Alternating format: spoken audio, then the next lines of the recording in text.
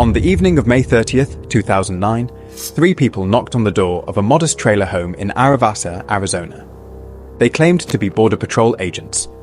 20 minutes later, 2 members of the Flores family were dead, and the woman who orchestrated their murders would become one of only 3 women on Arizona's death row. Welcome to Criminals Profile. Her name, Shawna Forde. Born in Everett, Washington, Shawna spent much of her childhood bouncing between foster homes. Her criminal record began at age 11. By 17, she'd already been arrested multiple times as a juvenile. In adulthood, she held several jobs: cosmetologist, factory worker, and even ran for Everett City Council in 2007, unsuccessfully. But by 2009, Forde had moved to Arizona and founded a vigilante group called Minutemen American Defense.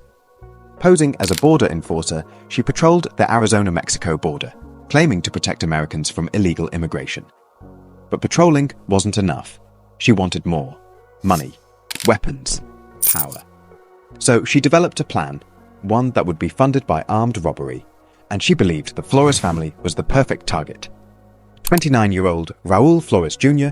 lived in Arivaca with his wife, Gina Gonzalez, and their children, including 9-year-old Brisenia. That Saturday night, Forde and her 2 accomplices, Jason Eugene Bush and Albert Gaxiola, approached the trailer. They told Raul they were federal agents looking for fugitives.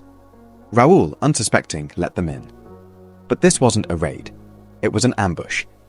Forde believed the family had drugs, guns, and cash, but when the search turned up nothing, things escalated. Fast. Jason Bush shot Raul dead. He then shot Gina, leaving her wounded. And then he turned the gun on 9-year-old Brisenia, shooting her in the head as she begged for her life. Despite her injuries, Gina Gonzalez managed to grab a pistol and returned fire, wounding Bush. The attackers fled. Gina survived, and her testimony helped identify every single person involved. Within days, law enforcement arrested all 3. The evidence was overwhelming. DNA linked Bush to the scene. Ballistics matched the weapon, and their connections to the vigilante movement painted a chilling picture of premeditation. Shawna Forde's trial began in 2011. Prosecutors argued she planned and orchestrated the killings. They showed that the motive was financial gain to fund her anti-immigration group. Gina Gonzalez took the stand and delivered heartbreaking testimony of the night her family was destroyed. Forde's defense argued that she hadn't pulled the trigger, but under Arizona law, the one who plans the murder is as guilty as the one who carries it out. The jury agreed.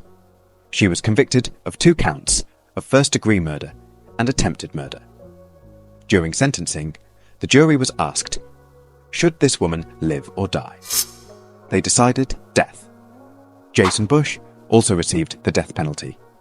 Albert Gaxiola was sentenced to life without parole. Forde has appealed her sentence multiple times, each attempt denied. The Arizona Supreme Court upheld her conviction, calling the evidence clear and convincing. Today, she remains on death row at the Arizona State Prison Complex, Perryville, alongside 2 other women. This case is one of the most disturbing examples of domestic terrorism tied to extremist border vigilante actions. Shawna Forde claimed she was protecting America.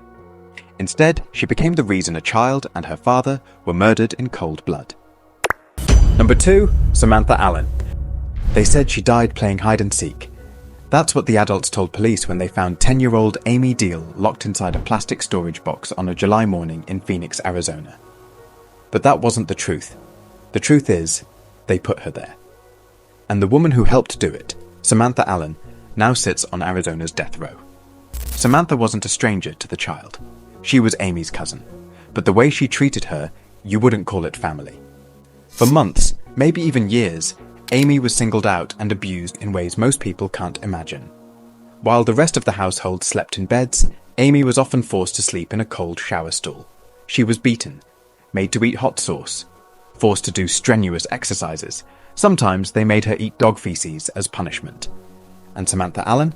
She didn't just watch, she participated. July 11th, 2011 was a sweltering summer day. The air inside the house was thick. No air conditioning. Just heat and silence. That night, Amy was accused of taking a popsicle. And that was it. That's what triggered it. Sammantha and her husband, John Allen, decided it was time for another punishment. First, they made her do jumping jacks and backbends for what felt like hours. Then they ordered her into the plastic container she'd been locked in so many times before. But this time, they didn't let her out. They padlocked the box, left her there, and walked away. Until the next morning, when they opened the lid. Amy was already dead. So, they came up with a plan. They tried to lie, said it was a game, an accident. But investigators saw through it, the bruises, the conditions of the home, the testimonies from other children, and the entire family's story fell apart fast. In 2017, Sammantha Allen stood trial. The evidence was undeniable. Witnesses testified to the abuse. Photos showed the box she died in. The autopsy confirmed it. Amy died from suffocation, compounded by the heat. And the jury didn't hesitate. So, she was found guilty of first-degree murder and multiple counts of child abuse. During sentencing, the same jury ruled that death was the only appropriate sentence. She was 29 years old when she joined death row. John Allen, her husband, was tried later that year. He was sentenced to death too. Other relatives didn't walk free either, because they all silenced before things got out of hand. Cynthia Stoltzman, the aunt who was also Amy's legal guardian, was sentenced to 24 years. Judith Deal, the grandmother, got 10 years. David Deal, Amy's father, received 14 years. They all played a part. But Sammantha Allen was one of the ones who carried it through to the end. For the past years, she has filed appeals, challenged her sentence. But in 2022, the Arizona Supreme Court upheld the conviction and her place on death row. The court made it clear, she wasn't a passive observer. She was a participant, a decision maker, and that decision ended a little girl's life. As of now, Sammantha Allen sits in the Arizona State Prison Complex, Perryville, alongside Shawna Forde and one other woman. Amy Deal would have been in her 20s now, maybe in school, maybe working her first job, maybe free to enjoy the kind of life Sammantha was never willing to let her have. Instead, Amy was robbed of everything, because someone decided a popsicle was worth a death sentence, and that someone was family. Number 3. Wendi Andriano. October 8, 2000, was another normal day in Phoenix, Arizona. 33-year-old Joe Andriano was dying. Not in a figurative sense, he had cancer. A rare and aggressive kind called adenoid cystic carcinoma. He was going through chemo. He'd lost weight, lost strength, and barely had the energy to stand. But that morning, Joe wasn't taken by cancer. He was murdered by his wife, Wendi Andriano. Wendi was the caretaker, the one handling his medication, feeding him, managing the household, and at the same time living another life. A life filled with lies, affairs, and plans that went far beyond coping with a sick husband. In the months leading up to Joe's death, Wendi tried to apply for life insurance in his name, without his knowledge. When that didn't work, she forged his signature and even had someone pretend to be him on the phone for screening. That failed too. And still, she kept planning. On that October morning, Wendi called 911.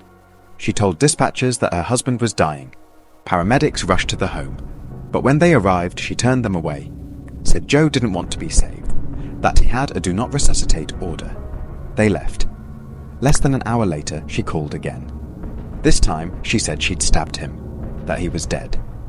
When officers arrived, they found Joe lying on the floor. He had been beaten with a bar stool 23 times.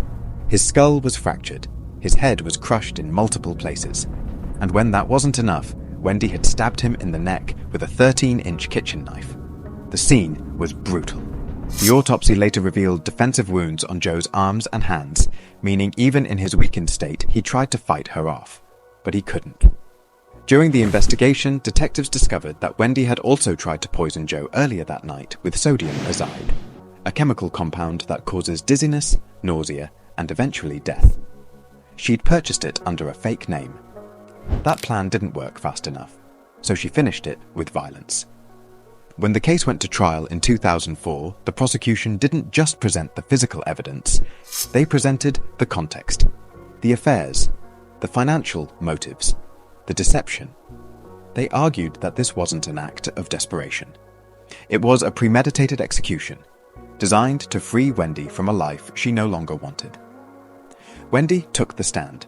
She testified for 9 days, claimed Joe had been abusive, said they had argued after a failed assisted suicide attempt. She told the jury it was self-defense. But the jury didn't believe her. They looked at the evidence, the poison, the repeated head trauma, the stab wound, the failed life insurance schemes. On November 18th, 2004, Wendi Andriano was found guilty of first-degree murder. In December, she was sentenced to death. The jury found the murder to be especially cruel, not just because of how Joe died, but because of everything that led up to it. In 2007, the Arizona Supreme Court upheld her conviction and sentence. Her appeal didn't hold up. The court found the verdict was supported by strong, consistent evidence, and that her rights had not been violated. Today, Wendi Andriano sits on death row at the Arizona State Prison Complex, Perryville, alongside Shawna Forde and Sammantha Allen. She is the longest serving of the three. And Joe Andriano died trying to survive the woman he trusted to care for him. If this story stayed with you, if it made you pause, then don't let it disappear into the scroll. Share it, because someone out there needs to see it. Like it, if the truth matters to you. And subscribe, so you don't miss the stories that still need to be told. This isn't entertainment, it's real, and remembering, that's the least we can do.